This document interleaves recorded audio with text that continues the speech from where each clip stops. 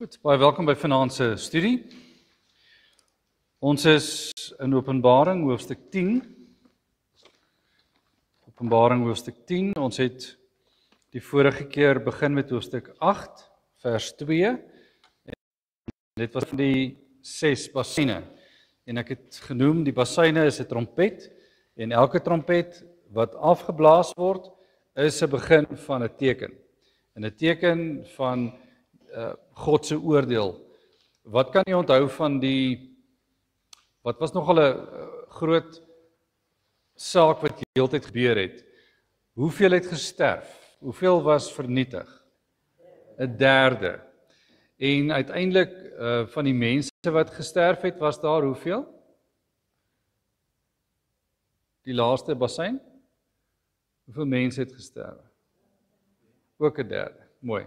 Hoe lank het die pyniging plaasgevind? Kan jy dit onthou?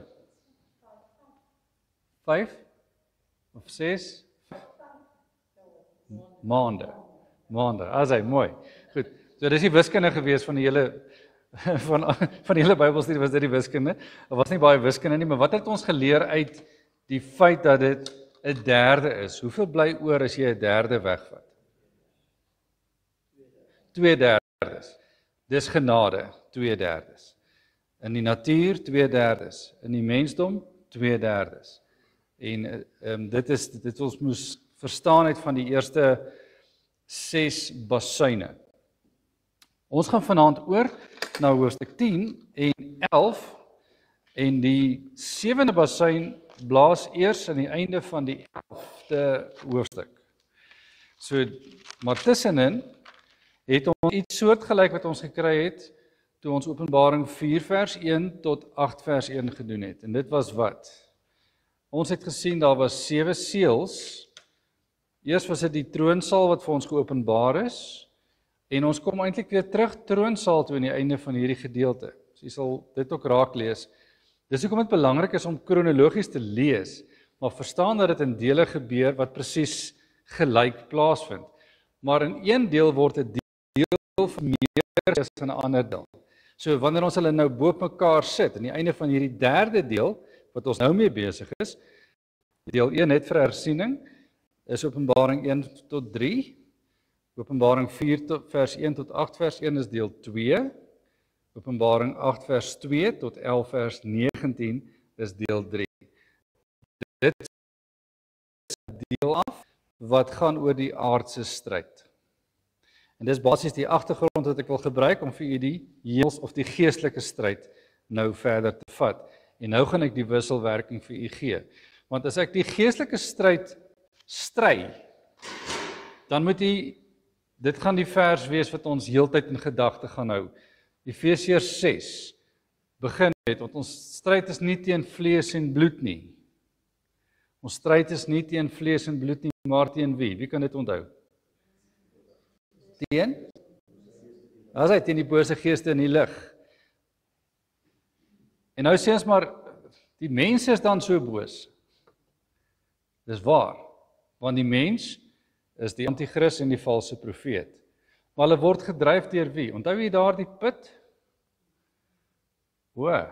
En onthou jy die put, toe die put oopgaan, toe kom daar hierdie gedrogte uit, en hulle pynig wie?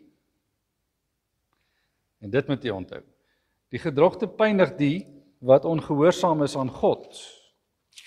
En dit is waar ons gestop het. So nou gaan ons na hoofstuk 10.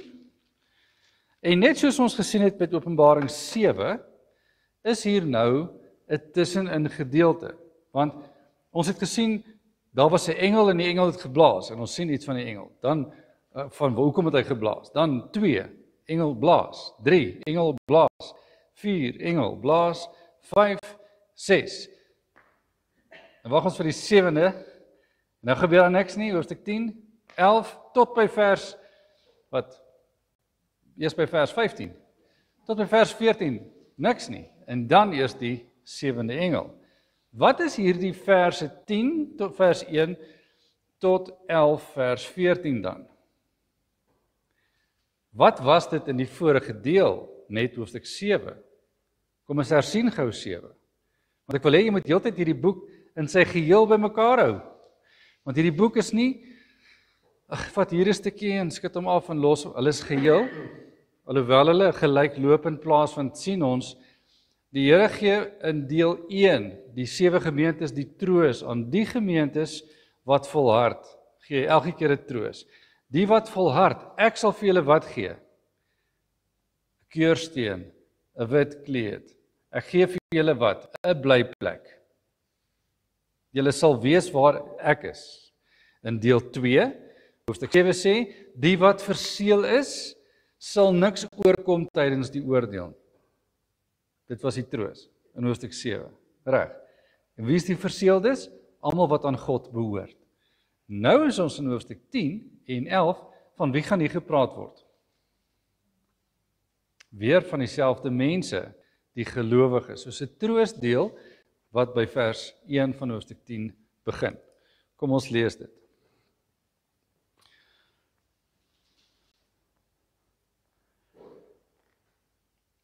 Vers 1. En ek het 'n ander sterk engel uit die hemel sien neerdal, bekleed met 'n wolk, en 'n reënboog was oor sy hoof, en sy aangesig was soos die son, en sy voete soos pilare van vuur.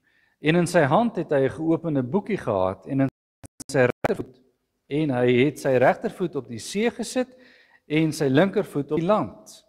En hy het met 'n groot stem uitgeroep, soos 'n leeu wat brul. En toe hy uitgeroep het, het die 7 donderslae hulle stemme laat hoor.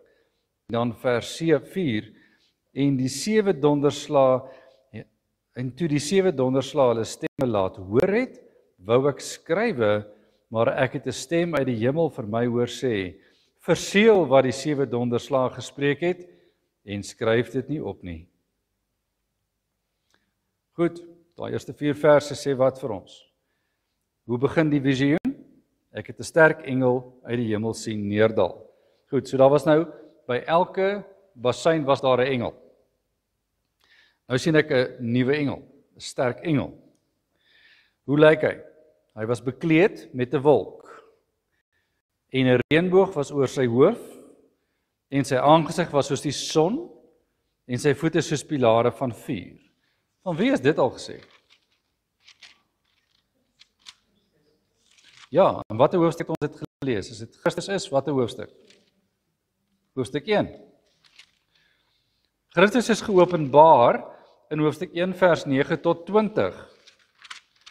En in daardie hoofstuk was hy beskrywe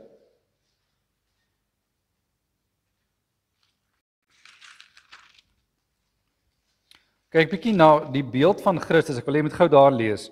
Hoofstuk 1 vers 13. Want dit is nie presies nie, maar kyk iets wat ons van Christus se heerlikheid beskryf het. Toe ons dit beskryf het, het ons gesê, ons sien die heerlikheid van God in die seun van die mens.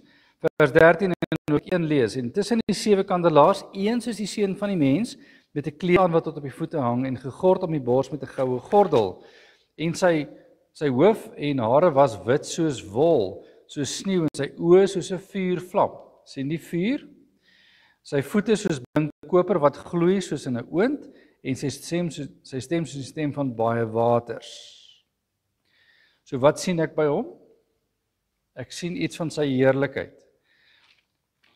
As ons kyk na hierdie engel in hoofstuk 10, dan sien ons bekleed met 'n wolk. Hoe het God met 'n wolk verskyn? Wanneer het hy met 'n wolk verskyn? In die tyd van Exodus het hy altyd in 'n wolk verskyn. By die tabernakel, hy het in 'n wolk verskyn waar ook op die berg. So God, dit is deel van sy goddelikheid en hoe hy homself openbaar. Dan sien ons verder, reënboog was oor sy hoof. Waar het ons 'n reënboog raak gelees? In hoofstuk 4 het ons die reënboog op die troon gesien. Ons het die reënboog op die troon gesien. Wat was die simbool van die reënboog by die hoofstuk 4? Wat is die simbool van die reënboog in hoofstuk 8 van Genesis? Die verbond?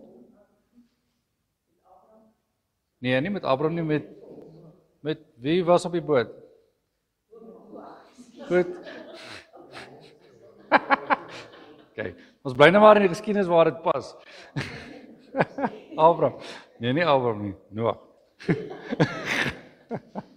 Ja. Dis as die kinders as jy vir hulle sê Dawid of dan is hulle nie seker of dit nou Josef is of dit beteken moeilik om die geskiedenis te pas. Dis nou maar grappie dan. So dit is die reënboog het gekom met die vloed. En die vloedgeskiedenis sê wanneer God die reënboog wys, sê hy ek is getrou. Reg.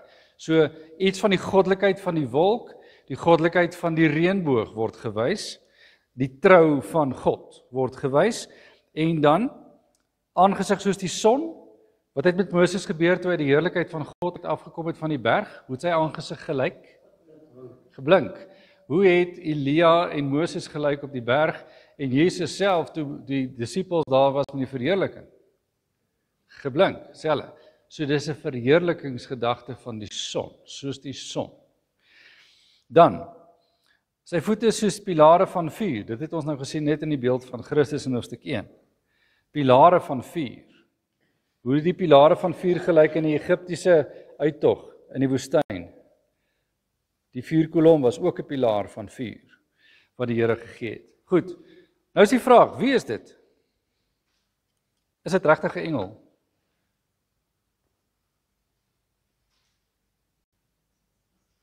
Ja. Ja. Want daar is kommentatore wat wonder, is dit dalk Jesus self? En hy word nooit as 'n engel beskryf nie. En daarom wys hulle dit af. Nee, liewer 'n engel self. Ek dink professor Arnold praat van 'n heilsengel, met ander woorde 'n verlossingsengel, 'n engel met 'n verlossingsboodskap. So dit pas nou by die res wat ons gaan sien. Want dit wat die engel vertoon, dit wat die engel sê, is 'n verteenwoordiger van God. As ek moet sê, hoe lyk die drag van die boodskapper? Verlossingsdrag. Die gedrag, dit kleredrag wat hierdie boodskapper dra is, ek verteenwoordig die Almagtige, kyk na my en sien die Almagtige se woord. En dit wat ek sien is wat ek moet hoor nou. Nou word dit vergesel met wat? Vers 2 praat van 'n boekie. In sy hand het hy 'n geopende boekie gehad. Wat het ons in hoofstuk 5 gesien is daar in die hand van die Vader? 'n verseelde boekrol. En die 7 seels is oopgemaak deur wie? Jesus. Selfde gedagte. Wat was die boekrol gewees? Onthou jy dit? Wat was die boekrol gewees? Die geskiedenis. Die openbaring van God oor die wêreldgeskiedenis. Soos hy die seël oopmaak, het ons die eerste perd, die tweede perd, die derde perd, vierde, onthou jy dit? Elke seël wat oopgemaak is, het ons gesien en alles is geopenbaar wat moes gebeur. Wat is hierdie boekie? Dieselfde. God se openbaring. Kan jy sien ons praat van dieselfde goed? Herhalings in die boek is vir ons baie kosbaar. Dit help ons om te sien die Here bly sê, vir wie openbaar hy dit nou hier? Vir sy kinders. Hy het dit daar ook vir sy kinders geopenbaar en hoofstuk 7 dit beklemtoon. Nou openbaar hy dit nog steeds aan sy kinders en hoofstuk 10 begin dit beklemtoon. Want God sê deur sy boodskapper wat 'n heilsboodskap, 'n verlossingsboodskap bring, kyk die boek in my hand. Dis geopen, nie 'n toeboek nie. Die ander een was verseël. Hierdie een is nou oop. Klaar oop. Waar staan hy? Sy regtervoet op die see en sy linkervoet op die land.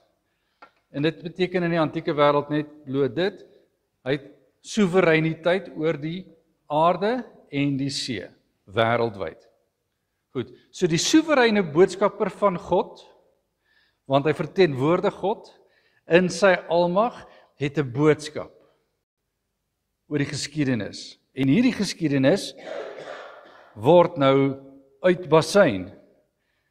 En hoe hy dit doen, is hy openbaar verder, nog steeds, kyk ons eers na die prentjie van wie.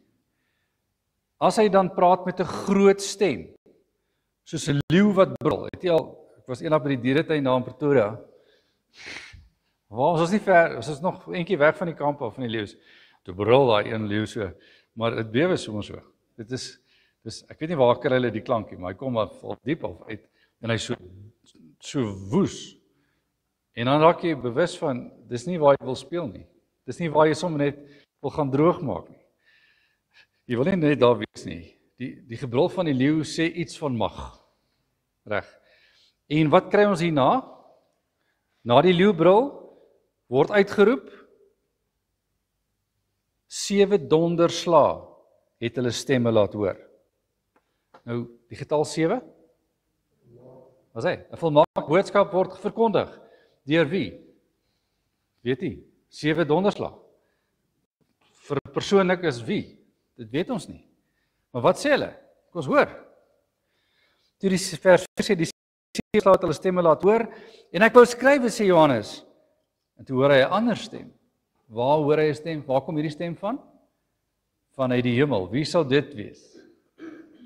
Die een wat op die troon sit. Openbaring 4 en 5 sê, die een wat op die troon sit. Wie is dit? Dis die Vader. Hy sê wat?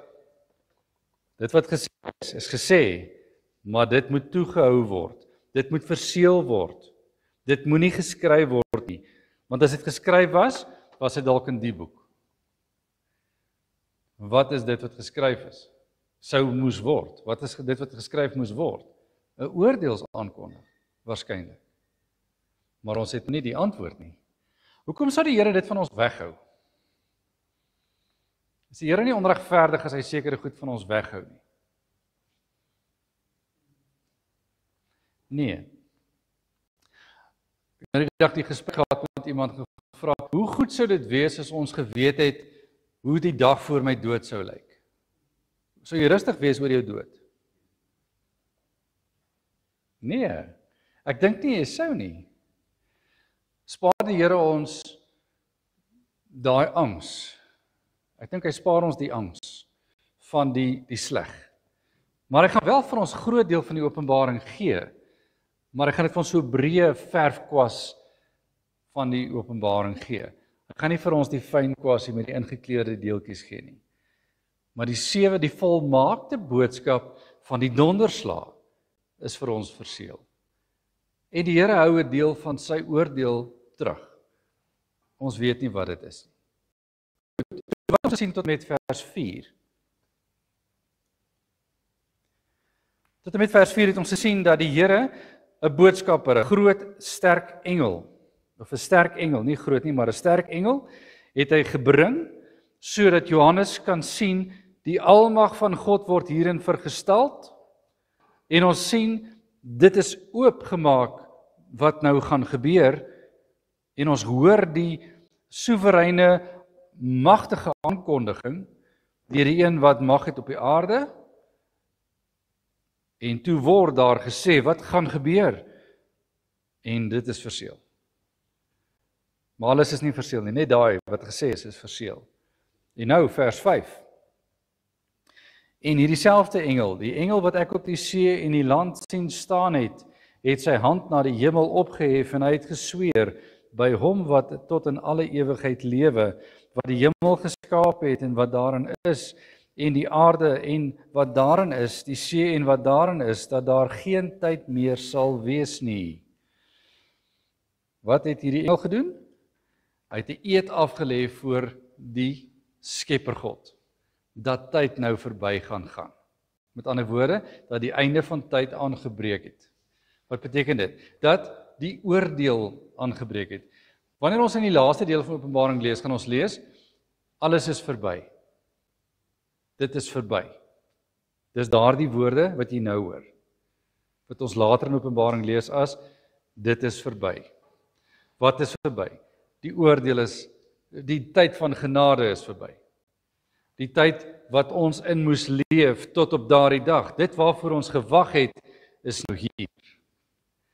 Die tyd is verby. Goed, so as daar 'n eed afgelê word, by die God van hemel en aarde, is dit die waarheid. Dis die waarheid. As jy so eed aflê, dan word bevestig, en Jesus sê self oor 'n eed aflê, nie by die hemel nie, nie by die aarde nie, nie by enige mens nie, dat jou ja wees, nie jou nee. Moenie eed aflê nie, dat jy waarheid praat, altyd. As die engel van die Here by die Here 'n eed aflê en sê, U is my getuie is dit die waarheid. So dit bevestig dit wie? Vir wie? Vir die gelowiges. Nog 'n trooswoord. Dit is so, die tyd is nou verby. Dit is vir die gelowiges 'n geweldige troos. En dan vers 7. Maar in die dae van die stem van die 7de engel, luister mooi, in die dae van die stem van die engel blaas, 11 vers 15. 11 vers 15 gaan hy blaas. Dis daardie engel. Maar in die dae van die stem van die 7de engel, wanneer hy met die basuin sal blaas, dan is die verborgenheid van God volbring, soos hy die blye tyding verkondig het aan sy diensknegte, die profete. Er word hier nie gesê hoe lank is dit vandat hy dit gesê het, totdat daai basuin blaas nie. Reg. Dit is soos iemand wat geraai het en gesê het, op daardie datum en op daardie dag is die wederkoms. Nee, die dag wanneer God sê, vandag is die wederkoms, dan is dit daardie dag. So tussen, die tyd is verby, of die tyd het naby gekom om verby te wees. Ons is daar, né? Ons moet altyd weet, ons is tussen hierdie stukkie. Dit is nie 'n stukkie van, Jesus het opgevaar na die hemel, ons kyk vandag nog na hom, asof hy vandag kan kom. Dis waarmee ons besig is as kerk van Jesus Christus. Al het dit in die 1ste eeu gebeur, en ons is vandag in die 21ste eeu. Dit maak nie saak waar ons trek nie. Ons wag nog steeds met 'n lewende verwagting, dat dit vandag kan wees. Hopelik is dit vanaand. Sal ek wees. Dan is dit verby. Dis die troos vir die kerk, dat dit vandag kan wees. Maar onthou, as daai die basuin blaas, is dit die laaste een. Dis die laaste een, dan is dit verby. Dan vers 8. Maar jy moet dan verstaan, in daai einde van die 7de vers staan daar geskrywe, soos hy die blye tyding verkondig het aan sy diensknegte wie? Die profete. Dit wat verkondig is nie verniet verkondig nie. Dit bly die waarheid en dit bly van krag, dit sal gebeur. Skryf by daardie vers 2 Petrus 3. 2 Petrus 3. Die wederkoms is op pad. Moenie wonder nie, moenie twyfel nie, dit sal gebeur. 2 Petrus 3. Jy kan ook Matteus 24 daar neerskryf. Dit sal gebeur. Dan vers 8, en die stem wat ek uit die hemel gehoor het weer tot my gespreek en gesê, gaan neem die geopende boekie in die hand van die engel wat op die see en op die land staan. En ek het na die engel gegaan en aan hom gesê, gee my die boekie. Toe sê hy vir my, neem en eet dit op, en dit sal jou maag bitter maak, maar in jou mond sal dit soet wees soos heuning. Toe neem ek die boekie uit die hand van die engel en eet dit op, en in my mond was dit soet soos heuning, maar toe ek het geëet het my maag bitter geword. En hy het vir my gesê, jy moet weer profeteer oor baie volke en nasies en tale en konings. Wat is die inhoud van die boekie? Ons vra eers die vraag, hoekom moet hy hom eet?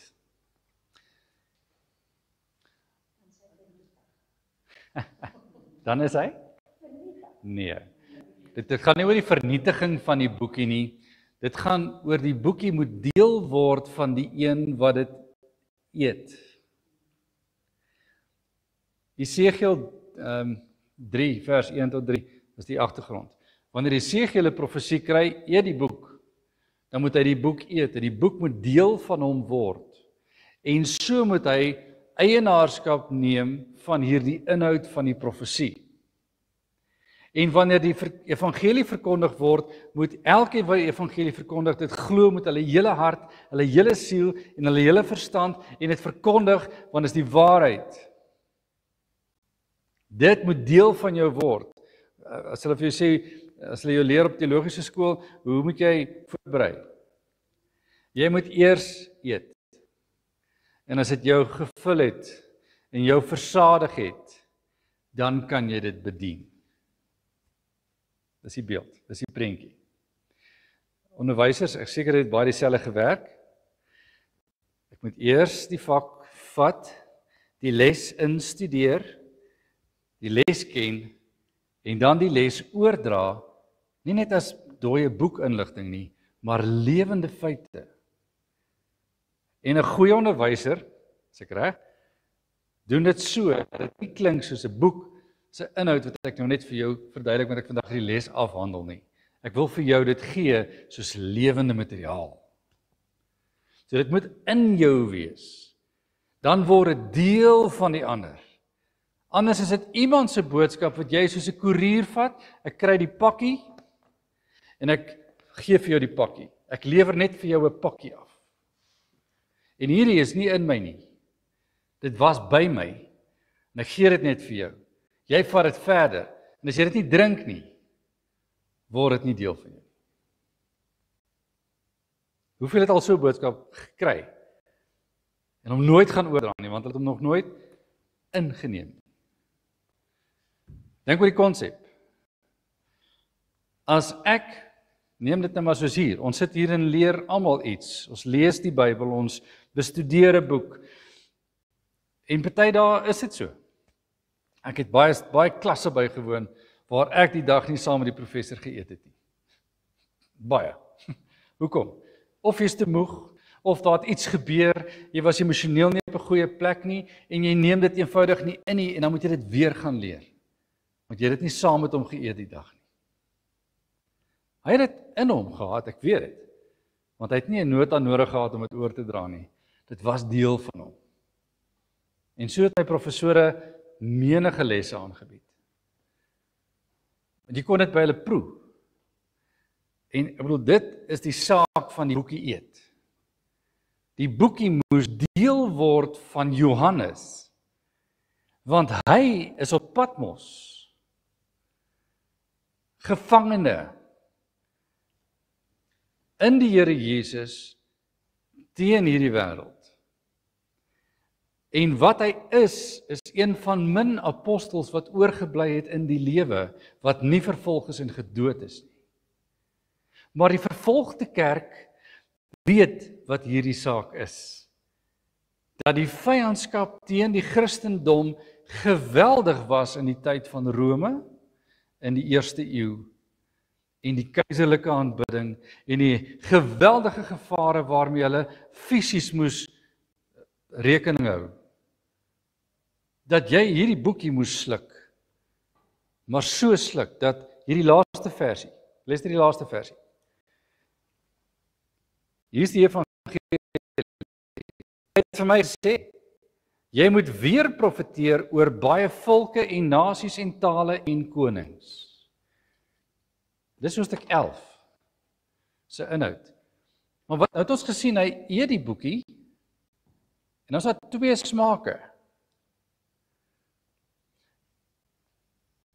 Wanneer dit ingaan is soet, en dan word dit bitter. Hoekom word dit bitter? Hoekom word dit bitter? Wie wil raai? Met die agtergrond van die konteks van die 1ste eeu. Wat gebeur as jy die evangelie verkondig? Iemand gaan dalk nie bly wees oor wat jy vir hulle sê nie.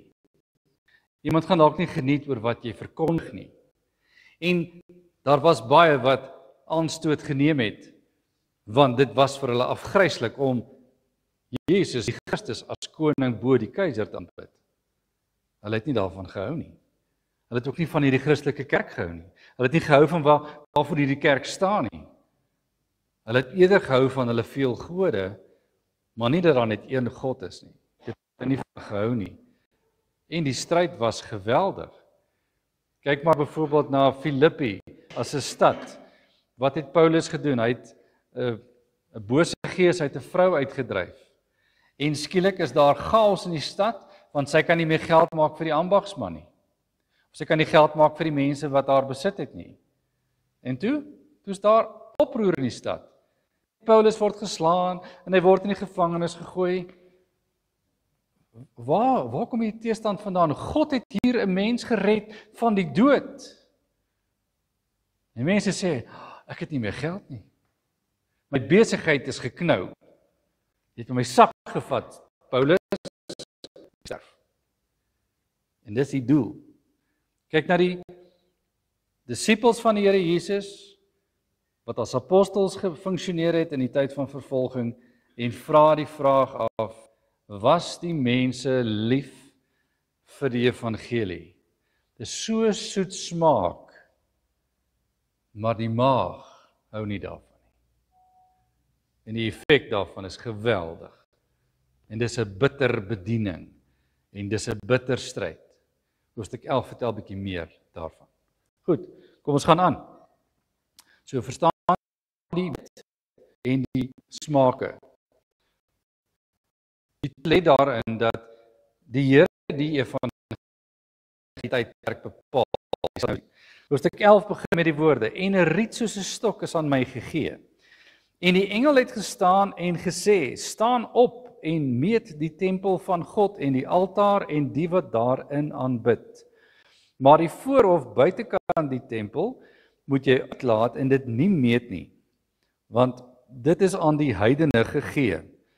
En hulle sal die heilige stad 42 maande lank vertrap. Merk die getal 42 maande. Gaan nou iets daaroor sê. 'n Riet soos 'n stok. Waarvoor is die riet gebruik? As 'n meetstok. Ons het baie keer het al die woordjie kanon gehoor? Die Bybel word 'n kanon genoem en 'n kanon is 'n afgemete deel. Dis die meetstok deel.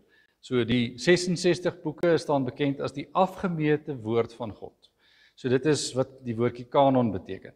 En 'n meetstok kom in verskeie dele van die profeseë voor. Wanneer afgemeet word, Jesegiel moet ook meet, ander profete moes ook meet. Meting sê dit is 'n bepaalde afgemete vaste deel. Hoekom sal ek iets meet? Ek wil 'n berekening doen. Wie word bereken? Kyk, wie word bereken? Meet die tempel. Wat is die tempel? Dis die aanbiddingsplek, die plek waar God is. En die altaar, die plek waar geoffer word. En die wat daarin aanbid, die aanbidders. So die plek waar God is, die plek waar God verheerlik word of waar hy aanbid word, en die wat aanbid. So wie word gemeet? Of wat word alles gemeet? Die ruimtes waarin heilig verkeer word, afgesonder vir die Here verkeer word, en dan word daar gemeet wie dit doen. Nou, sodra ek meting hoor, dan word ons weer herinner aan vorige gedeeltes. En dis wat Openbaring wonderlik doen, hè? Hy herinner ons aan, wat het hy gesê, toe die 5de seël oopgemaak word, Openbaring 6? Hoeveel mense moet nog by julle toegevoeg word? Tot die getal vol is.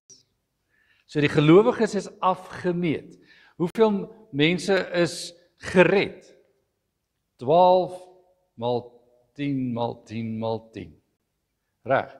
Uit elke stam, taal, volk en nasie. 'n menigte wat niemand kon tel nie, maar wie het geweet hoeveel dit moet wees? God het. Reg.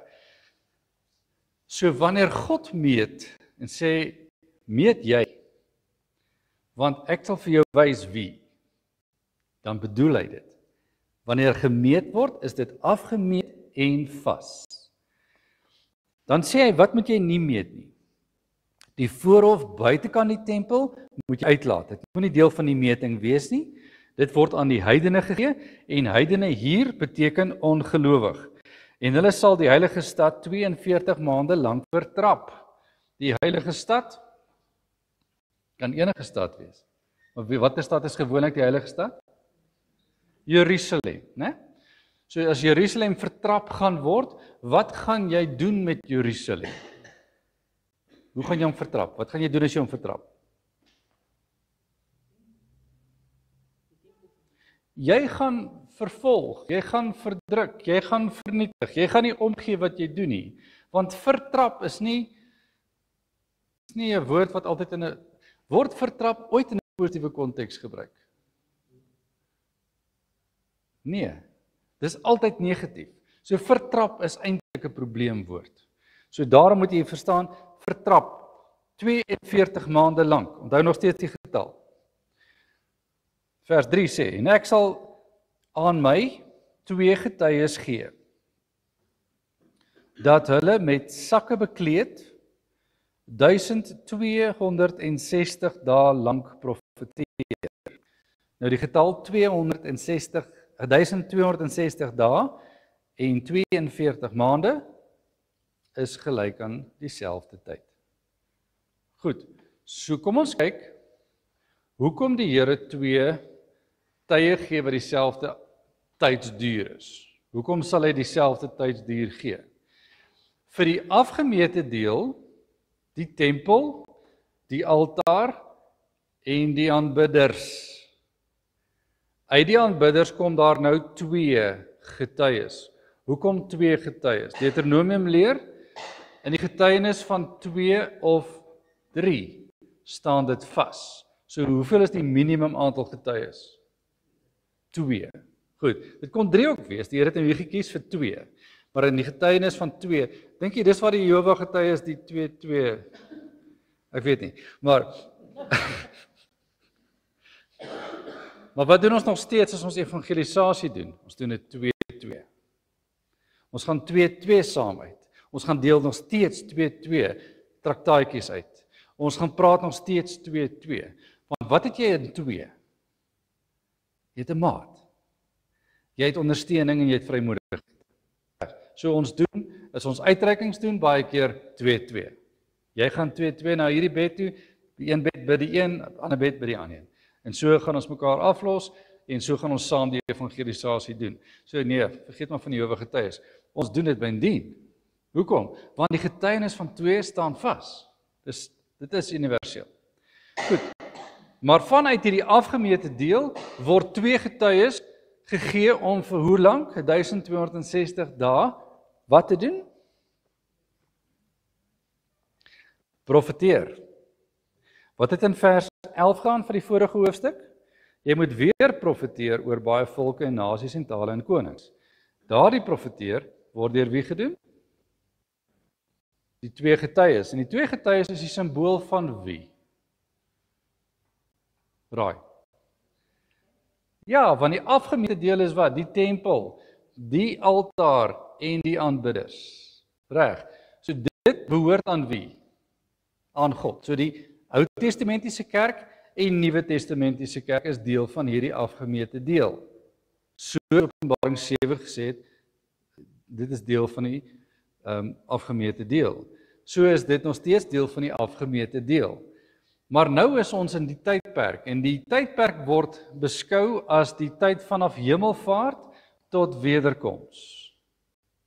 So die 42 maande is van die tyd van hemelvaart tot by wederkoms. Die 1260 dae van hemelvaart tot by wederkoms. Wag 'n bietjie. So die gelowiges se stryd in evangelie, bediening en die vertrapping van die stad en die teestand gaan op dieselfde tydvak gebeur. So waar het dit begin? By die hemelvaart, waar gaan dit eindig? By die wederkoms. Gaan daar 'n tyd tussenin wees wat ons nie vervolging gaan beleef nie? Nee, dis hoekom ons sê dat die eerste eeu tot en met die einde van tyd vervolging sal beleef. Wanneer stop die boosheid? By die wederkoms. So, dis nou 'n lekker maklike antwoord hierdie. So jy het 'n tydvak. Dit begin by die hemelvaart en dit eindig by wederkoms. Dis die tyd waarin ons leef. Hoeveel van daardie tyd gaan u leef? En ek leef? Ons lewensduur. Soos 'n goeie aflosspan, wat dink jy?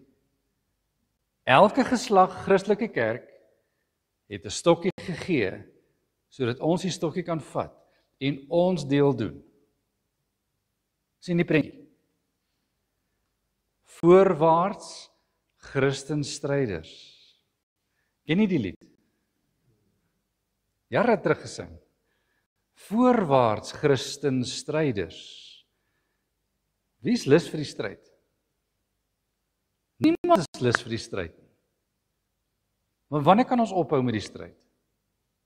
Wat het die Here vir die gemeentes in die 7 briewe gesê? Wanneer kan ons ophou met die stryd? tot op die einde. En wanneer is die einde? Jou dood in die vervolging, jou dood as gevolg van natuurlike oorsake of die wederkoms. En by die eerste gevalle is dit dood, aardse dood. Dan het jy jou stokkie oorgegee vir die volgende. Dan is dit ook verby. Dan rus jy van jou werke. Dis ons troos. Reg? Kan jy sien ons het 'n moedige stryd wat ons kan stry. Ons het nie vrees vir hierdie stryd. Dit vat hoe lank ons kan praat en hoe lank vir ons vrymoedigheid om die evangelie te verkondig en hoe lank vir ons bang is om die evangelie te verkondig en hoe lank vir ons vlug om die evangelie te verkondig en dan vir hoe lang tyd in ons lewe is ons bereid om die evangelie te verkondig. En dan gee ons die stokkie oor. Ek hoop jy die siklus gehoor. Daar is nie 'n baie lang tyd in ons lewe wat ons wil nie. Daar's 'n baie kort stukkie in ons lewe wat mense sê, ek gee nou nie om nie, ek sal nou die evangelie verkondig. En vir party mense is dit letterlik 'n paar jaar. Vir party mense is dit 'n paar dae. Want mense het nie die vrymoedigheid tot die Gees jou op die hart druk en sê, man, ek sal dit nou verkondig ongeag. En party doen dit net op hulle sterfbed. Party het daar gekom en sê, dan verkondig hulle. Maar hulle het dit gedoen. Is dit betyds? Ja. Maar is dit 'n stryd tot op die einde? Ja, dit is. Goed, so onthou die verkondiging van die evangelie is nie vir almal die maklikste ding om te doen nie. En wie moet dit dryf? Die Gees van God moet dit dryf. En as hy dit nie dryf nie, hoe sal dit gebeur? Reg. Maar ons sit met 42 maande vir die heiliges, vir die ongelowiges, en ons sit met 1260 dae vir die gelowiges wat doen? Hulle is die verkondigers van die evangelie. Hulle is die getuies en kragtig sal hulle die getuienis lank uitbasyn. Hoe gaan hulle dit doen? Hier staan geskrywe, hulle is die 2 olyfbome. Jy sal sien ek het na Sagaria verwys. Jy sal in Sagaria 4 van die 2 olyfbome sien. Dis daardie olyfbome. Wat het die olyfbome gedoen? Die olyfolie het die lampe laat brand. Dis 'n baie belangrike deel. Die olyfolie het die lampe laat brand. So hulle is die 2 olyfbome. Hulle is ook die 2 kandelaars. Want wat was die kandelaar se funksie in die tabernakeltent? Om te bly brand. En God se lig moet skyn. So die olie moet die ligte laat brand en hulle bly skyn vir die hele 1260 dae. Simbool van die kerk, né? Vers 5, en as iemand hulle wil beskadig, gaan daar vuur uit hulle mond en verslind hulle vyande. En as iemand hulle wil beskadig, moet hy op dieselfde manier gedood word. So wat doen die Here? Die wapenrusting, ek is weer terug by Efesiërs 6. Die wapenrusting, wat is die woord van God? In Efesiërs 6. En die hele wapenrusting, wat is die woord van God? Die swaard, mooi. So sommer 'n bietjie Bybelstudie, 'n bietjie toetsing. Die swaard is die woord van God, 'n tweesnydende swaard. So dis 'n baie skerp swaard. So wat kom uit die mond? En jy sal dit later ook raak lees. Uit Christus se mond het daar wat gekom. Met sy mond het hy hulle gedood. Hoekom sy mond? Want dis sy woord. Laat daar lig wees, het hy geskep. Laat die vyeboom verdor, het hy met sy mond gesê. Laat die storm stil word, het hy met sy mond gesê. So as die woord van God verkondig word vir hierdie 1260 dae, het die kerk wat evangeliseer met die woord van God die enigste swaard wat kan verteer en vernietig. En mense word gedood deur hierdie swaard. Wow. En die wat hulle probeer beskadig, sal op dieselfde manier gedood word. Hoe dood die Here hulle? Op sy eie manier. Aan God kom die wraak toe. Soos hulle gesterf het of iets het met die kerkmense gebeur, wat doen die Here met hulle? Slaan terug. Op sy manier. Sy woord bly die swaard. So gaan hulle aan. En hulle het mag om die hemel te sluit. Wie het dit gedoen? Watter profeet het gewerk toe dit nie gereën het nie? Op die berg Karmel? 1 Konings 18. Al die leidrade. Elia. Wanneer die Here sê, dink aan Elia. Wanneer die Here sê, daar sal nie, die hemel sal gesluit wees, en dan sal wat gebeur? Wanneer hierdie profete besig is, sal dan nie reën val nie. En hulle het mag oor die waters om dit in bloed te verander. Daar sal nie reën val nie, maar Elia het gesê, julle sal nat reën vandag nog. Hy het gebid en dit het gereën. Wat het gebeur met die waters wat in bloed verander het en watter profeet het dit glad gebeur? Egipte? Moses, mooi. Ek herinner jy aan al die geskiedenis. En hulle het mag oor die waters om dit in bloed te verander en om die aarde te tref met allerlei plaae so dikwels as hulle wil.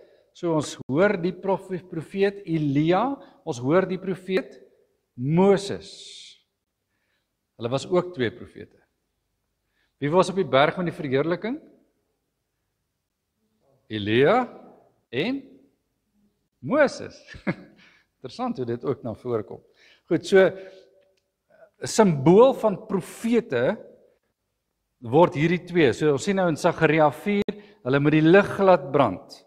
Ons sien dat vanuit die geskiedenis van Moses en die geskiedenis van Elia, dat die Here se woord vas staan en dat daar mag in hierdie profetiese woord is. Verder sien ons in vers 7, wanneer die 1260 dae 'n einde bereik, en wanneer hulle hul getuienis volëindig het, sal die dier wat uit die afgrond opkom. Waar het jy van hom gelees? Wat 'n hoofstuk? 9. Was dit 8? 8 vers 2.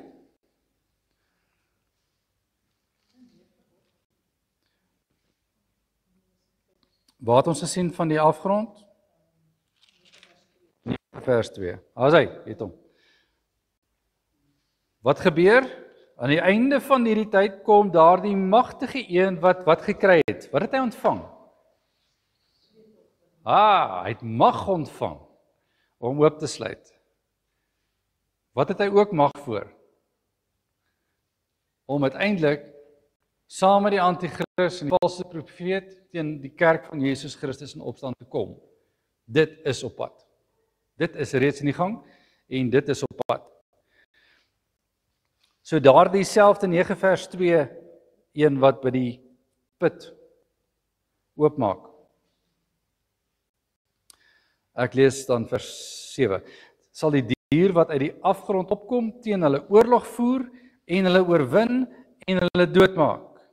En hulle lyke sal lê op die straat van die groot stad wat geestelik genoem word, Sodom in Egipte, waar ook ons Here gekruisig is. Hulle lyke sal lê. So daar sal 'n geveg kom. Hulle sal sterf.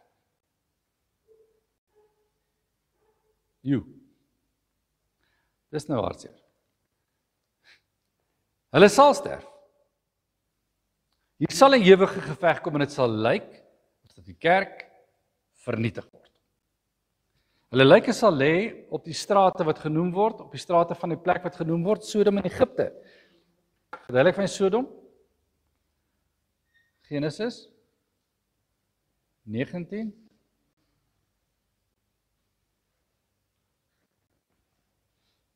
Een stad wat teen God in opstand gekom het oor hulle lewensgedrag en die Here stuur vuur en swaal. Plek van boosheid, simbool van plek van boosheid. Egipte, wat onthou ons van Egipte? Farao, afgoderry, opstand teen God. Plek van boosheid. Selfde ding. So wanneer die plek van boosheid vergelyk word met Jerusalem, want waar is ons Here Jesus gekruisig? Jerusalem. Hoe het hulle dit gedoen? Geknoeiery, opstand teen God. Hy is nie die Here nie. Hy moet gekruisig word. Maak hom dood. Ons wil niks van hom weet nie. Wat sien ons daar? Plek van boosheid. Plek van goddelike aanval. En dan? Wat gebeur dan? Hulle lyk op die straat, op hierdie straat, van hierdie plek wat geestelik boosaardig genoem word. En die mense uit die volke en stamme en tale, dis vers 8, en nasies, kyk mooi, volke, stamme, tale, nasies, waar moet hulle verkondig? Vers 11 vorige hoofstuk, jy moet profeteer oor baie volke, nasies, tale, konings. Kan jy sien is dieselfde? Dis net konings wat verander. Jy kan sien is dieselfde. Die evangelie word verkondig. Die boosheid is nou uit hierdie groepe uit ook. En die mense uit die volke en die stamme en tale en nasies sal hulle lyke 3 en 'n halwe dag lank sien en nie toelaat dat hulle lyke in die graf gelê word nie. Die bewoners van die aarde sal bly en verheug wees oor hulle en daar sal hulle sal vir mekaar geskenke stuur, omdat die 2 profete die bewoners van die aarde gepynig het. Daar was die stryd, dit was die angel. Ons is gepynig, ons is bly julle is nou weg. Ons is bly die evangelie word nie meer verkondig nie. Ons is bly ons gewete word nie meer aangetas nie. Ons is bly daar word nie meer gepraat oor ons sondes nie. Ons is bly die wêreld kan maar doen wat ons wil. Ons is nou in beheer. Hier is nie meer 'n Christelike kerk nie. Is dit nie wat Islam sê nie? Het jy dit al gehoor? Dat ons 'n islamitiese staat word en die infidels uitsorteer. Ons is veragtelik vir hierdie islamitiese geloof. Die Christendom is soos in die grootste vyand. Nigerië, lees bietjie op oor Nigerië en die geweldige Christelike vervolging in Nigerië. Geweldig. Daar word meer Christene daar doodgemaak as wat in enige ander deel van enige oorlog tans sterf. Grootskaalse Christelike vervolging, Islam teen Christen. Dis die staak. Hulle beleef iets soos die groot verdrukking. Daar. Hulle sal dit hê. Want hulle sal dit beleef en hulle weet jy sterf nou vir jou geloof. Jy sterf nie oor enigiets anders nie. Jy sterf oor jou geloof. En dit is die saak wat die kerk moet trotseer. En hulle word gedood hier. Want daar was gesê ons wil niks meer van julle hoor nie. En julle sal nie begrawe word nie. Dit sal julle verdere straf wees. Vir 3 en 'n halwe dag sal julle bly lê. En die tyd is simbolies. Vergelyk 1260 dae teenoor 3 en 'n halwe dag. Wat een is langer. Die 1260 is langer. So dis 'n lang tyd teenoor 'n kort tyd. So vir 'n kort tyd gaan daar 'n tyd wees waar die boosaardige mense dink, "Ha, ons het gewen." En dan wat gebeur?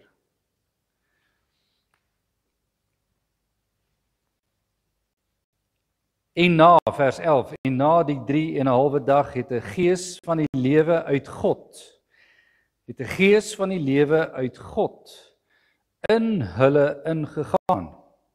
En hulle het op hul voete gaan staan en 'n groot vrees het geval op die wat hulle aanskou het. En hulle het 'n groot stem uit die hemel vir hulle hoor sê, "Kom op hierheen." En hulle het opgevaar na die hemel in die wolk en hul vyande het hulle aanskou. En in die uur het daar 'n groot aardbewing gekom en 1/10 van die stad het geval en 7000 mense het in die aardbewing omgekom en die ander het bevrees geword en aan die God van die hemel heerlikheid toegebring. Die tweede wee het verbygegaan, kyk die derde kom gou. Wat gebeur? Almal is bly, ons stuur vir mekaar geskenke. Uiteindelik is hierdie profete van kant gemaak. Ons hoor niks meer van hierdie kerk nie. Nou regeer ons. En dan staan hulle op. Word opgeneem na die hemel. Aarde begin bewe. En hulle sien wat gebeur. Hulle droog gemaak. Is hulle nog betyds? Wat het die vers gesê? Kyk verder terug, hoofstuk 10. As daai boekie oopgemaak word, wanneer is die tyd verby? Wanneer is die tyd verby? Okay, wag, het nog tyd.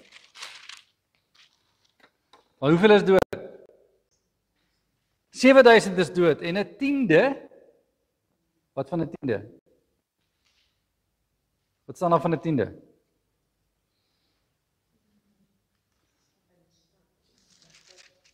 Goed. Want die stad was deel van hulle behoud en 7000 mense het gesterf. 'n Volmaakte groot groep, dit is baie, het gesterf. Hier word nie vir ons 'n derde gesê nie, maar 'n deel. Hoor jy nog steeds die genade? Hierdie is nou al die laaste uur. Ons lê al op die bed, ons is al sterwend. En nou begin sommige, het jy gehoor, daar het sommige wat gedoen? God verheerlik. Is dit goeie of slegte nuus? Tot hiertoe het niemand nog iets gesê om God te verheerlik nie. Nog niemand het 'n inkeer getoon nie. Hier hoor ons, daar is. Dis genade. Dis regte genade. En dan, tyd's verby. Vers 15. En die sewende engel het geblaas. Daar was groot stemme in die hemel wat sê, die koninkryk van die wêreld het die eiendom van ons Here geword en van sy Christus, en hy sal as koning heers tot in alle ewigheid. En die 24 ouderlinge, wat het ons van hulle gelees? Openbaring 4, Openbaring 5. Wat het ons nog van hulle gelees? Het ons nog plekke gesien. Ek dink dit was daar die 2 in besonder. So dis troonsaal verheerliking hierdie. En die 24 ouderlinge, vers 16, het wat voor God op hulle trone sit, het op hulle aangesig geval en God aanbid en gesê, ons dank U, Here God, Almagtige, wat was en wat is en wat was en wat kom, dat U groot mag aangeneem en as koning geheers het. En die nasies was vertorend en U toorn het gekom. En die nasies was vertorend en U toorn het gekom en die tyd van die dode om geoordeel te word en die loon te gee aan die diensknegte, die profete en aan die heiliges en aan die wat U naam vrees, klein en groot, en om die verderwers van die aarde te verderf. En die tempel van God het in die hemel oopgegaan en sy verbondsark in sy tempel gesien. En daar was weerligte en stemme en donderslae en aardbewing en groot haal. Goed, 'n paar saakies oor hierdie laaste paragraaf. Wanneer die sewende bassein blaas, wanneer die sewende seël oopgemaak word, wanneer die laaste moment gebeur, is dit chaos vir die wêreld wat teen God in opstand gekom het. Die hemel is in vervoering, want dit is verby. Die hemel is in vervoering, want dit is verby. En die groot geregtigheid van God het in plek. Want die regter wat die reg moes kom regmaak, het gedoen. Daarom kan niemand stil bly oor die vreugdevolle moment waarin ons nou is nie. Ek dink dit is iets wat die kommissies wat nou daar in die parlement stoei, of selfs 'n kommissie van ondersoek wat 'n ander saak probeer uitsorteer, graag sal wil hê, dat mense nie so lank moet sit en luister, maar wat het nou hier gebeur? Wat het nou hier gebeur? Dat die regter klaar alles weet. Hoe goedkoop is daardie hofsaak?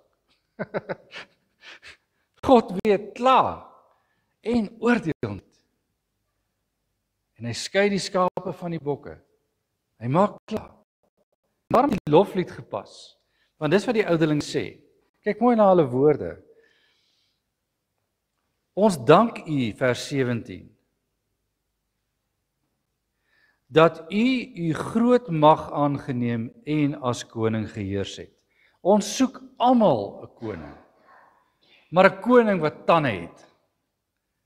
Hy het tande. Want hy's almagtig. En nou het die wêreld met skynmag besig gewees al die tyd nog. Al die konings het hulle lywe gegooi. Hoekom het hoofstuk 6 so geëindig? Konings en aan elke fase van die regering en van die wêreld. Want almal het hulle mag gebruik so goed hulle wou en die kerk probeer vernietig en van die aarde afvee. En wat kom doen die koning? Hy kom wys die konings, julle is die koning nie. Ek is. Sien dit raak. Dis hoekom hier 'n loflied is. Wat moet die kerk hoor? Die wêreld moet sien, julle regering is tydelik, kom by die God en verheerlik hom, daar's nog 'n bassein wat moet blaas. Dis die laaste klok wat moet lui. Dis die laaste seël wat moet oop. Besef dit, daar is nog tyd. Ons weet nie waar ons trek in die 1260 dae nie, maar ons is amper daar. Ons wag al 'n paar eeue hiervoor, maar ons is amper daar. Dis hoe die kerk wag, gereed, né? Dan sien ons dat hierdie lofprysing sê wie God is. Vers 18 het baie mooi gesê, die nasies was vertorend. Wel, die nasies was kwaad. Die nasies was besig om God aan te val en met hom te beklei en met sy kerk te beklei en met enige regering te beklei wat met God is reg. Dis nou nog so. Kom agter, elke seisoen word hierdie stryd teen God al hoe erger. Hierdie hele stelsel wat hulle noem woke. Jy het al die woordjie woke gehoor. Dis 'n hele nuwe kultuur om te sê reg is verkeerd en verkeerd is reg. Dis omtrent om alles net om te swaai. Dat niemand eintlik meer weet watter kant is nou eintlik reg nie. En enige kultuur en enige denkraam en enige idee is nou aanvaarbaar. En dit word algemene kultuur en dit word populêre kultuur. En as die kerk net durf waag om iets hierteen te sê, dan is daar sports. Dan is daar geweldige sports. Hoor die woede. Ek het so 'n klompie weke terug gepraat oor die stryd teenoor die standpunte van 'n man met die naam van Charlie Kirk en dat dit wat uitgekom het in die media is dat 'n linksgedrewe staat of 'n linksgestrewe groepering heeltyd teen hom in stryd was en dat hulle nou blameer word daarvoor. Sien dit in die lig. Wanneer die konservatiewe kant teenoor die liberale kant, die een wat glo in wet en orde, die Bybel as reël vir hierdie wet en orde, teenoor 'n ander stelsel van geloof of enige ander stelsel, dan staan hierdie twee teenoor mekaar. Lig, duisternis. En dit is die geveg. Dis nie 'n politiese geveg nie, maar hy word op 'n politieke speelveld afgespeel. En 'n koning sê iets uit 'n politiese standpunt. En ons sien hoe dit swaai oor die wêreld. Ons sien in Europa al hoe meer regsgesind, met ander woorde meer konservatief gesind, begin weer regeer. En al hoe meer liberaal, meer linksgesind gaan uit regering uit. En die wêreld's besig om te draai weg van die liberale vernietigende kulture en vernietigende denke. Sien dit maar gebeur as 'n speelveld van lig teenoor duisternis. Sien dit as hierdie speelveld. En moenie dink ons aardse stryd is altyd op 'n kerkterrein nie. Ek wil hê jy moet dit raak sien. Dis nie altyd op 'n kerkterrein nie. Dis nie in 'n kerkgebou nie. Dis daar waar ek buite die kerk is. En iemand sê ek is 'n liberaal denkende persoon en hierdie is my idee oor God of teen God. En dit word sigbaar in denke en woorde en dade. Besluite en keuses teenoor ander wat 'n ander raamwerk het van 'n lewens- en wêreldsbeskouing. Die Bybel is sentraal. God is my Here. Christus is my koning. Ek staan dus in die span van die twee profete. Teenoor 'n span wat in die binnehof en buite die tempel en die altaar en die aanbidder staan.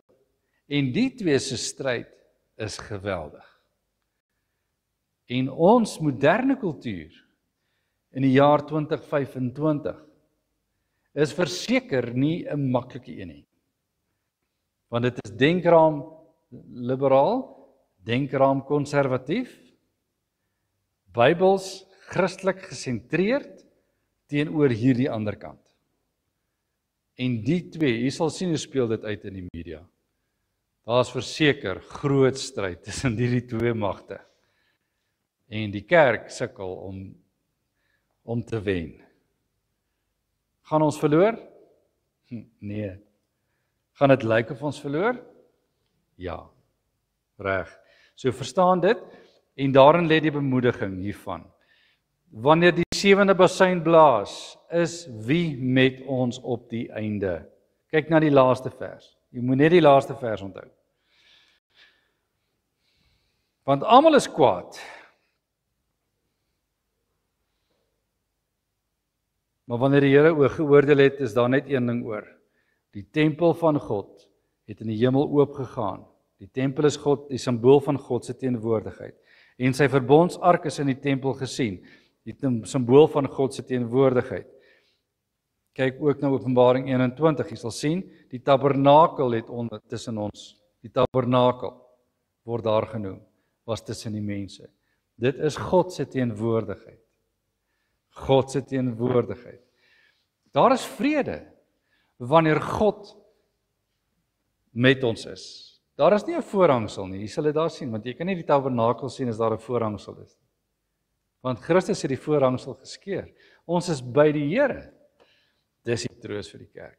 So wanneer chaos in die wêreld is en almal dood op die strate gelê het, is die lewendes by die Here en die dooies op die aarde. Want die finale oordeel is 'n vuurpoel einde. Dit sê die tweede deel van die boek. Goed. Ons kyk gou na die twee vragies wat ek vir vanaand net aan die einde van die gedeeltes gesit het. Aan die einde van hoofstuk 11:18 was die vragie: die kerk word gekonfronteer met 'n komende oordeel vir die wêreld. En die vyandskap wat die kerk met hierdie wêreld het, die kerk ontvang die opdrag om steeds aan hierdie vyhandige wêreld die boodskap van die evangelie van Christus te deel. Is dit dan nie 'n sinnelose oefening nie? Is die vraag. Is dit nie 'n sinnelose oefening om dan nog steeds die evangelie te verkondig terwyl die wêreld so vyhandig is teenoor ons nie? Besin daaroor in die lig van Johannes 10 vers 9 en Johannes 14 vers 6. Nou ek lees vir Johannes 10 vers 9. Jesus is aan die woord en hy sê die volgende. Hy praat oor die gelykenis van die skape en die kraal en die herder. En dan sê hy dit in vers 9. Ek is die deur.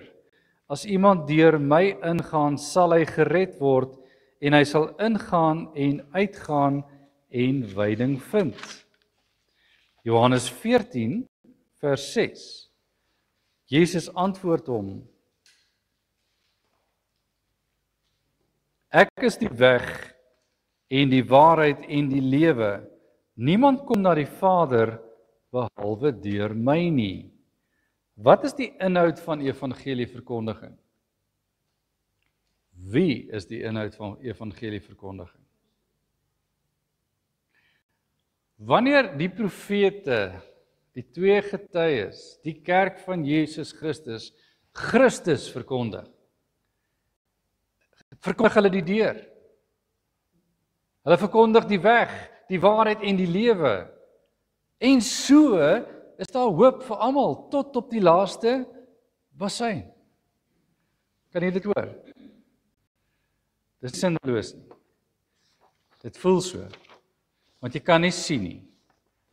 En dit, soos ek praat met mense wat, en ek sien by gemeentes wat evangelisasie in besonder doen, en ek hoor, hoeveel word verkondig en hoeveel teestand is daar oor die evangelie. Hoeveel teestand is daar. En raai watter bevolkingsgroep, watter kultuurgroep is die hardste om die evangelie aan te verkondig? Wil jy gou raai? In Suid-Afrika? Die Afrikaner. Die Afrikaner is die moeilikste groep om die evangelie aan te verkondig. Hulle is die aggressiefste wanneer straatprediking gedoen word en hulle gekonfronteer word. Hulle is die moeilikste mense om mee evangelisasie te doen, of aan evangelisasie te doen. Is dit nie 'n slegte stuk tyding nie? Die Here moet die hart sag maak, maar die getuienis op hierdie stadium is moeilik, is makliker om in die Engelse te verkondig, is makliker om aan ander volke in ons land te verkondig, maar is moeilik om in die Afrikaner te verkondig. Dis die getuienis wat terugkom van die sendingveld en evangelisasie. So, weet dit, in Suid-Afrika het ons 'n geweldige groot veldversending en evangelisasie. Ons hoef nie die land se grense eers vandag te verlaat nie. Ons verkondig aan ons eie mense, soos ons dit nou maar noem, in ons eie kultuur en eie taal. So ons hoef dit nie in Engels te doen nie, maar die teestand is geweldig. Maar daar is nog tyd. Daar is nog tyd. Ons moet aanhou verkondig, al voel dit of ons nie deurdring nie. Dis hard, maar ons verkondig die deur. Ons verkondig die weg. Ons verkondig die waarheid en ons verkondig die lewe. Ons verkondig Christus. Laaste vraagie. Op bladsy 31. Die tydperk vanaf Christus se hemelvaart tot by die wederkoms is die tyd waarin die kerk vervolging sal ervaar. Dit is 'n tyd van swaar kry, maar ook van hoop. Aangesien Christus ons sy bystand beloof het. Besin hieroor in die lig van Johannes 15 vers 18 tot 21.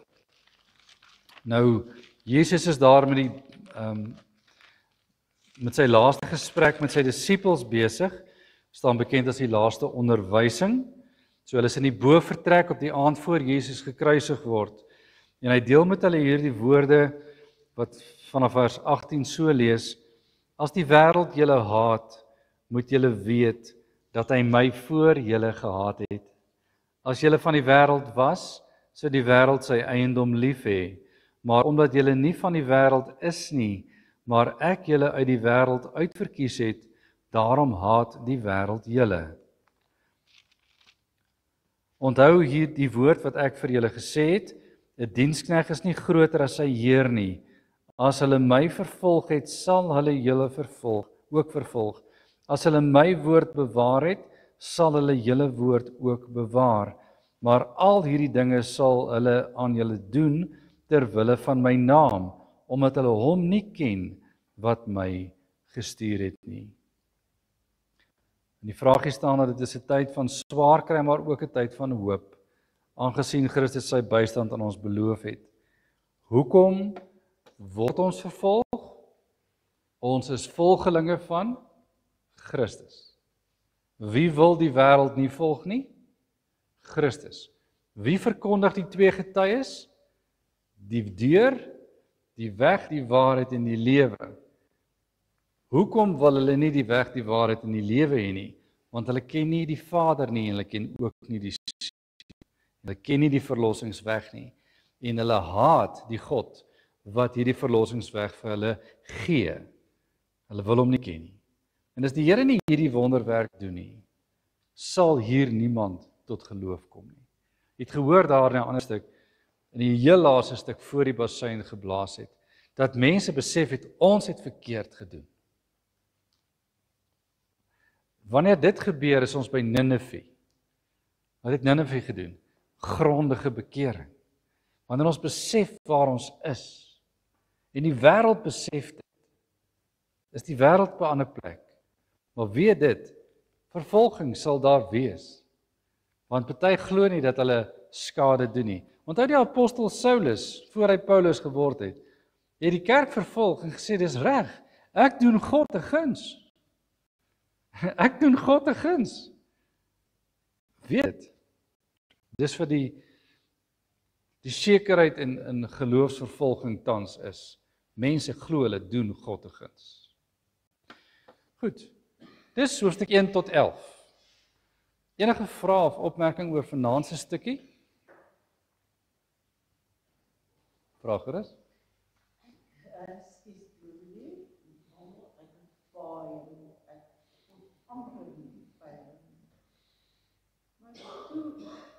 Hier aan die einde, dit dalk wat vir my so ruk en wat my wakker maak.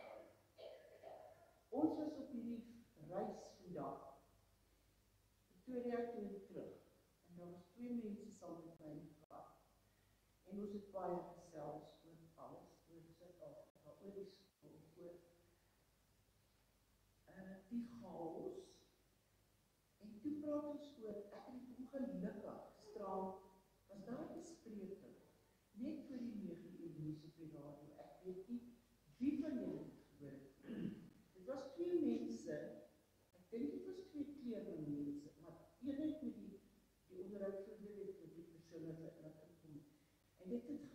oor situasie in Suid-Afrika en oor ons die godsdienst in die skole het en kerk wat onder moeilikheid is en die persoon het gesê, dit gaan nie weg nie teruggaan na die Bybel, na godsdienst en om regverdigheid te laat geld ensovoorts. Dit was vir my baie interessant en die ander twee sê dit ook presies so iets. En toe ons verder veral toe ons teruggekom het ek en Norman baie selfs oor die kerk en oor godsdienst en oor die chaos en hier kom ons op die goed vanaand.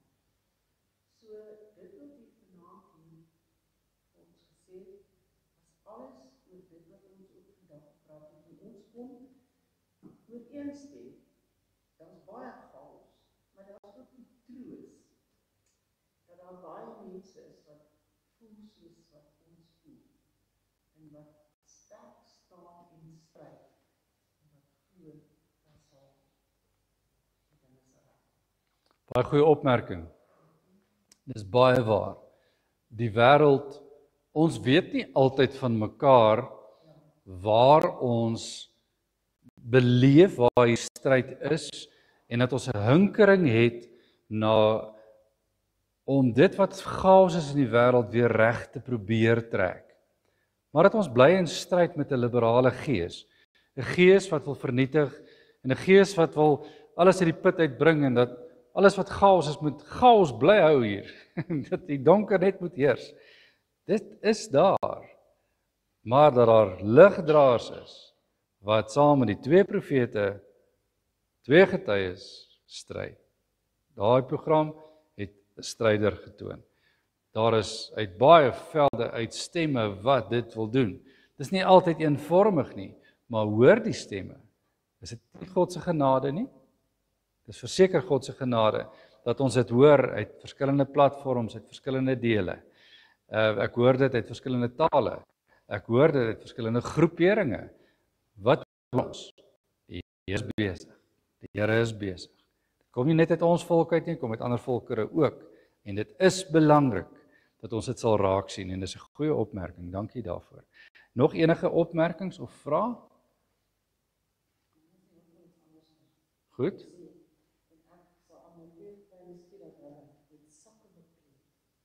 Ja. Die sak is nie noodwendig die rou sak nie. Ek dink die sak. Kyk, hier was in Hoofstuk 6 het ons gesien van 'n harige sak, soos die rou bekleding. Hierdie was nie. Dit is hulle kleed wat hulle aan het. Hy het nie 'n kleur nie, so ek kan nie sê dis 'n rein kleed nie. So dit is waarmee hulle bekleed is. Ek gaan onder korreksie praat, ek sal dit wel seker maak. Maar die kleed of die sak waarmee hulle dit doen, dui hulle gestalte aan, hulle nederige gestalte. Ek sou daai raamwerk vat, want dit is hoe die kerk lyk. Nee, hy's bekleed met 'n sak teenoor 'n koningskleed. So dis nie uit heerskappy uit nie. So kyk na die kleredrag, gewoonlik is die sak gekoppel vir alles hy in sak en as is, word hy in rou gewaad bekleed. Nou so jy kan dit ook aanneem in daardie lig. Wanneer ons die evangelie verkondig ons met 'n bitterheid in ons maag, né? Want wat is die verkondiging van die evangelie in die lig van die vorige hoofstuk? Is daai sleg, die mooi, die lekker van die evangelie, maar die sleg van die effek daarvan. Dit kry ons en ek dink die sak is deel van 'n mate van 'n rou en 'n mate van 'n nederigheid. Maar ek kan terugkom nou oor die kleed of oor die sak. Goed. Verstaan jy nou dis nou die vrae en die opmerkings oor vanaand se deel. Is daar enige vrae oor die geheel van deel 1, deel 2 en deel 3 en hoekom dit die aardse stryd genoem word? Kan jy dit raak sien? Kan jy sien dit gaan oor die weer, die omstandighede op die aarde en die stryd op die aarde. Jy kan dit raak sien. Ons gaan dan nou na die tweede deel toe beweeg in die volgende sessie en dan gaan jy begin sien ons is nou nie meer met die aarde besig nie. Ons is nie met die mense se omstandighede besig nie. Maar jy moet verstaan die twee Nou sit ek hoofstuk 12 tot 22 weer bo op 1 tot 11. En daar's 4 dele. Ons het nou 3 dele gedoen. Daardie 4 dele lê ook op mekaar gestapel. Dis dieselfde geskiedenis. Fokuspuntjies verskil 'n bietjie. Ons het nou gesien van 'n komende oordeel tot toe die seels oopgemaak word, toe sien ons die oordeel. Toe die busyne blaas, toe is ons in die oordeel en dis die finaliteit na die 7de van elkeen. Het jy dit gesien? Hoe ons vinnig beweeg het van ons watse oordeel? Toef, 2 dele van deel 4 gaan ook 'n fokus op oordeel wees. Deel 5 gaan ook 'n fokus op oordeel wees. En deel 6 en 7 oordeel en dan meer die verheerliking, die einde. So jy gaan dit so sien en so gaan jy sien die fokuspunt skuif so klein bietjie na die einde toe. Goed.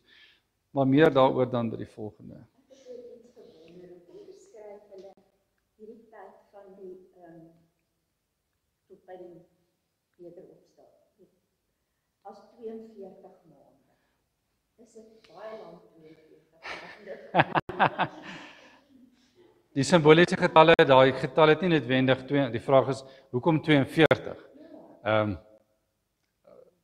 Kan ons maar vra Here, hoekom 7? Hoekom 10? Hoekom 2? Hoekom? Daaroor kan ons nie sê nie. Maar dat dit die tydperk is tussenin en u kan enige getal daar hê. Weet maar net, ja, 42 maande en 1260 dae. Dis die 2 tydperke. Dit gaan maar net oor is 'n lang tyd.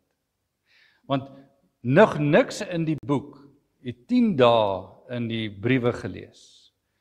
En het nog nie so lank syfers soos 42 maande ergens gelees nie. So jy moet weet, dit kan 'n lang tyd wees. Dis maar net dat hy, want die profesies of hierdie apokalipse so geskryf, dat ek met hom kan besig wees enige tyd van enige seisoen, enige eeu. Want hy is vir my nou in die 21ste eeu net soveel werd as wat hy was in die 1ste eeu. Daai gelowiges staan daar en hulle wag vir die komende oordeel, soos ek vandag vir dit wag. En hulle het maar net 'n stokkie oorgegee vir die 2de eeu. En toe gee hulle die stok oor vir die 3de eeu, en die 4de eeu, en die 5de eeu. Nou is ons al op 21. Daar's nog stokkies wat ons sal moet aangee. Want hoeveel mense leef in 'n geslag? In 100 jaar, hoeveel geslagte bestaan? 3 of 4? So, elke 100 jaar het sy eie groepies wat oorgee en oorgee en oorgee. En hoeveel wil die Here nog oorgee? 2 Petrus 3:9 sê totdat hy tevrede is.